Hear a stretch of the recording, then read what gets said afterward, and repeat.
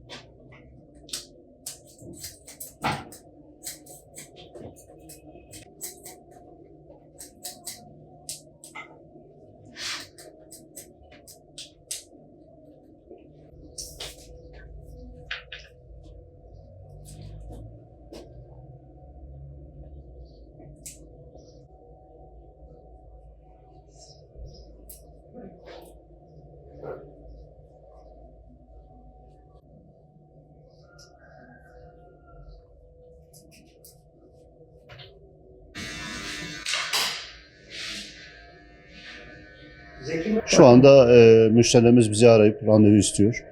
Randevulara karşılık vermeye çalışıyoruz. Şu an bayrama 2-3 gün kala daha çok yoğun çalışıyoruz. Özellikle Arefe'de. Randevu almaları için özellikle rica ediyoruz. Randevulu gelse daha iyi oluyor. Son günlerde çok yoğunluk olduğu için yetiştiremiyoruz. Sabah saatlerine kadar çalışabiliyoruz bazen. Bayram günlerine kadar. Yani onlardan tavsiyemiz gelirken randevu almayı daha iyi olur. Almayınca ne oluyor? Gelip burada yoğunluk olup burada oturacaklar, bekleyecekler yani. 2 bayram var. Genelde mesela Arefe günleri çok yoğun çalışıyoruz. Tabii Arefe günü insanlar kendi son güne sıkıştırmaya çalışıyor. Yani Arefe'den önce gelmeleri daha tavsiye ediyoruz. Ya da birkaç gün önceden gelmeleri mesela randevu almayı daha iyi olur. Hem burada beklememiş olurlar. Hem de biz de daha rahat çalışmış oluruz. Daha da işimizi çabuk bitmiş oluruz. Bayram yoğunluğumuz başladı. Artık randevu sistemiyle çalışıyoruz. Normal şartlarda Ramazan arifesinden olduğundan dolayı biz 11 civarı geliyorduk. Şimdi artık saat 8.30 ile 9 arası başladı. Yoğunluklar başladı. Yoğunluktan dolayı randevu sistemiyle çalışıyoruz. Gece 12, 1, 1.30, 2'ye de kayabiliyor bazen yoğunluktan dolayı. Tavsiyemiz şu: son günlere bırakmamalarını rica ediyoruz. Yoğunluk olunca biz de yoruluyoruz. Onlar da sağlıklı bir tıraş olamıyor.